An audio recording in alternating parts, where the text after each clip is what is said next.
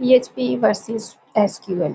बहुत से लोग कहते हैं कि PHP और SQL एक ही है, बट ऐसा हरगिज नहीं है। PHP और SQL दो अलग चीजें हैं। हाँ, ये अलबत्ता काम इकट्ठा करती हैं। So what's the differences? PHP एक प्रोग्रामिंग लैंग्वेज है और ये सर्वर साइड स्क्रिप्टिंग लैंग्वेज है। पहले हम सर्वर साइड स्क्रिप्टिंग लैंग्वेज क्या होती है, जो सर्वर के ऊपर रन होती है। It process data before the web page is send to the user.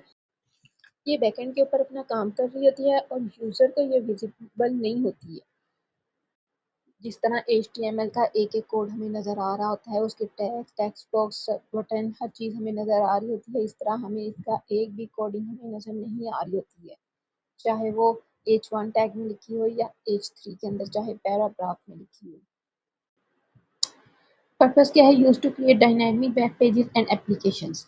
HTML का सिंपल अगर हम कोड लिखें तो हम उसके साथ कुछ भी नहीं कर सकते हैं, वो जस्ट हमें शो हो रहा होता है। और जब तक PHP और SQL साथ इंक्लूड ना हो तो वो डायनामिक पेज बन जाते हैं।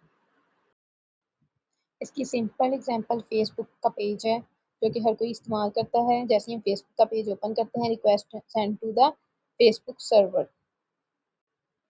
आप अपना लॉगिन पासवर्ड देते हैं और वो डेटाबेस से डाटा निकालता है और फिर HTML बनाकर आपके ब्राउज़र को भेज देता है। ये प्रोसेस कर रहा होता है user input, generate HTML output और कनेक्टेड टू द डेटाबेस। आपके साथ ये जो कोडिंग नज़र आ रही है, ये PHP के थ्रू डेटाबेस से कनेक्टिविटी की है।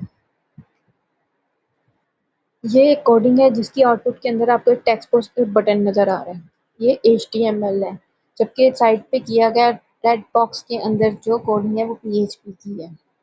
ये कोडिंग आपको कहीं पर भी पेज के ऊपर विजिबल नहीं है, लेकिन जितना ये सिर्फ बैकएंड के ऊपर प्रोसेस कर रही है और HTML आउटपुट जनरेट कर रही है। नेक्स्ट आ जाता है MySQL, स्ट्रक्चर क्वेरी लैंग्वेज। ये ऑलमोस्ट सबको पता होगा, जिसके अंदर डेटाबेस मैनेजमेंट सिस्टम आ जाता है। ये डाटा स्टोर और मैनेज करता है। इसके अंदर तमाम क्यूरीज वगैरह आ जाती हैं, डाटा DDL और DML, डाटा क्रिएट करना, डाटा मैनिपुलेट करना और कैसे हमें सर्च करना है, कौन कौन सी चीज़ें हमें चाहिए हैं, ये सारा कुछ इसमें आ जाता है। इसके अंदर ऊपर PHP है, सेंटर में जो ऑरेंज कलर का टेक्स्ट बॉक्स में है वो सिर्फ क्यूरी है और बाकी जो है सारा PHP प्रोसेस कर रही है। नीचे वाला हिस्सा फॉर्म का है। आउटपुट में अगर आप देखें तो जो आउटपुट है, नेम, ईमेल और फ़ोन, टेक्स्ट बॉक्स वगैरह, ये सब क्या है, PHP HTML फॉर्म को प्रोसेस करके आउटपुट को दे रही है। ये की डिफरेंसेस है between PHP versus MySQL. Hope so it will be helpful to you easily understand PHP and MySQL.